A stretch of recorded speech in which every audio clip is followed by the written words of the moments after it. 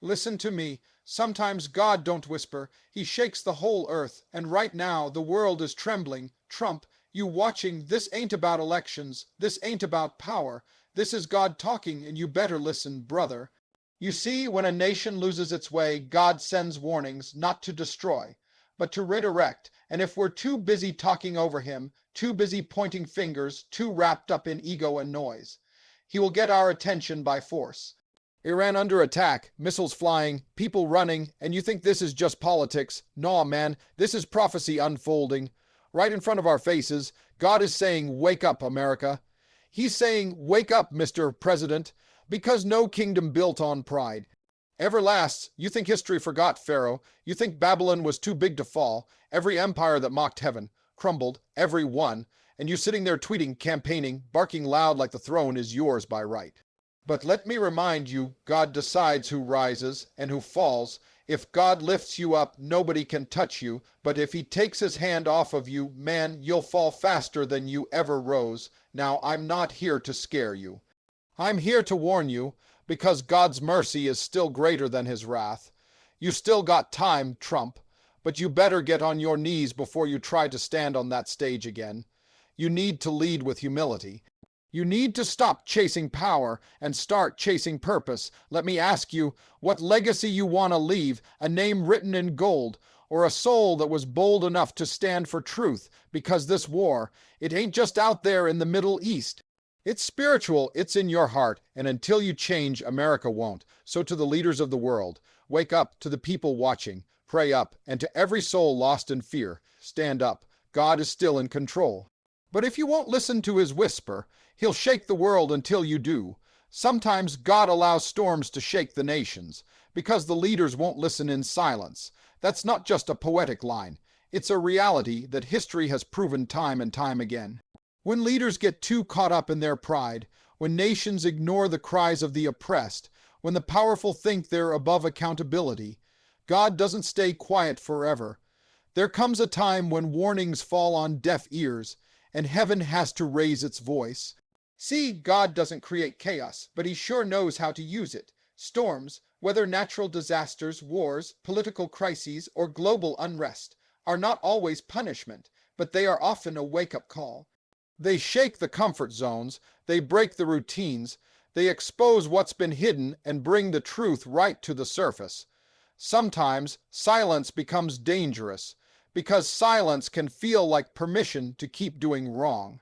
And when the leaders stop praying, stop seeking wisdom, stop serving the people, and start worshiping their own agendas, God's silence turns into a storm, and not because he hates them, but because he loves the people too much to let the destruction continue unchecked. That's why a leader's heart matters, because when the head is corrupt, the whole body suffers. When a president, king, or general forgets who really sits on the throne of heaven, then nations fall into chaos, not by coincidence, but by consequence. You look around the world right now, and it's easy to blame this party or that country, this system or that religion. But maybe the problem is deeper, maybe the issue is spiritual, maybe what we're seeing isn't just conflict, it's correction. Maybe God is using the storm to get our attention because he couldn't get it any other way. History shows us something clear. When humility disappears from leadership, storms always follow. Pharaoh refused to listen, and Egypt was shaken. Nebuchadnezzar lost his mind before he gained perspective. And even mighty Rome, the empire that thought it would never fall, crumbled from within. And now, look at today. Leaders everywhere are shouting louder but listening less. Nations are divided, hearts are cold, truth is twisted, and yet we wonder why the storm is here. It's here because we didn't hear. It's here because warnings weren't enough. And God, being the loving Father he is, knows that sometimes shaking the ground is the only way to bring people back to their knees. So when you see chaos, don't just see destruction, see direction. When you hear the thunder, don't just cover your ears, ask what heaven is trying to say. Because the storm isn't random, it's personal, it's purposeful, it's powerful, and most of all, it's a chance. To change, God doesn't send storms to destroy what's good. He allows them to destroy what's false, expose what's fake, and rebuild what's broken. But only if we're humble enough to listen this time, not with our pride, but with our spirit. You can't fight a spiritual battle with political weapons. Trump, this is bigger than you. This isn't just about borders, military strategy, or power plays in front of cameras. This isn't a campaign rally. This is something deeper, something eternal, and until you realize the magnitude of what you're dealing with, you'll keep using the wrong tools, swinging at the wrong enemy, and losing battles you never prepared your soul for. You see, there are levels to warfare. There's the kind you fight with missiles, policies, and speeches.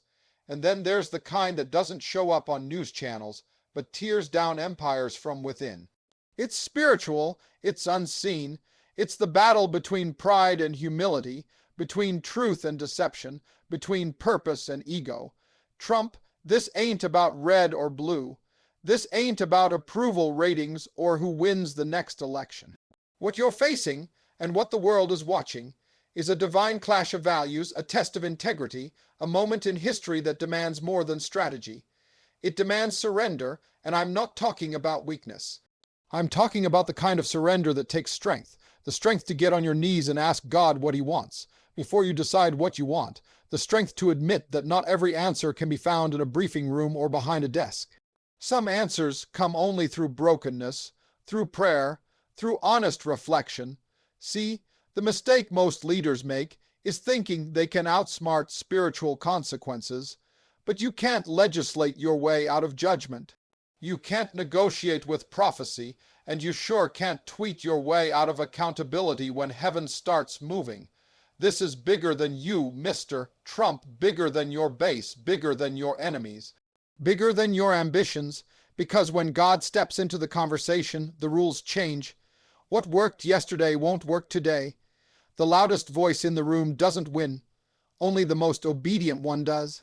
Political weapons, pride, manipulation, image control, they don't work in this arena. You need discernment, you need humility, you need wisdom that doesn't come from advisors but from above. This spiritual war is not just being fought on foreign soil, it's being fought in the heart of every leader who thinks they can play God, and God has a way of reminding them they can't. So, Mr. President, put the microphone down for a second. Turn off the cameras and ask yourself, are you truly ready to lead in a battle that your money, power, and politics can't control? Because if not, this war will eat you alive. Not because the enemy is stronger, but because you came to a spiritual battlefield. Carrying the wrong weapons, God don't play with people who play with his people. Iran, Israel, the USA, somebody better start praying. That's not just a warning. That's a truth rooted in every chapter of history, every fallen empire, every moment when the world thought it could test the patience of heaven and walk away untouched. There's a line that can't be crossed, a line drawn by God himself. And when that line is disrespected, ignored, or mocked, consequences follow. See, God is patient. He is merciful. He gives time to change, time to repent, time to turn around. But when people start messing with what's sacred, his land, his people, his promises, he steps in. And when he steps in, everything changes. Iran, Israel, the USA. This isn't just about nations. It's about purpose. It's about destiny. These countries aren't just dots on a map. They're part of something bigger. Israel, especially, is not just land. It's legacy. It's God's covenant. And when nations rise against it, they're not just picking a fight with another country. They're stepping into a divine confrontation. Iran's leaders might feel bold, America's leaders might feel confident, but confidence without reverence is dangerous, power without prayer is poison. And when people start moving pieces on the global chessboard without considering the hand of God hovering over it all, they're asking for judgment, not victory. You can have the best army, the strongest economy, the loudest voice, but if you're not right with God, none of it matters, because he can flip kingdoms overnight.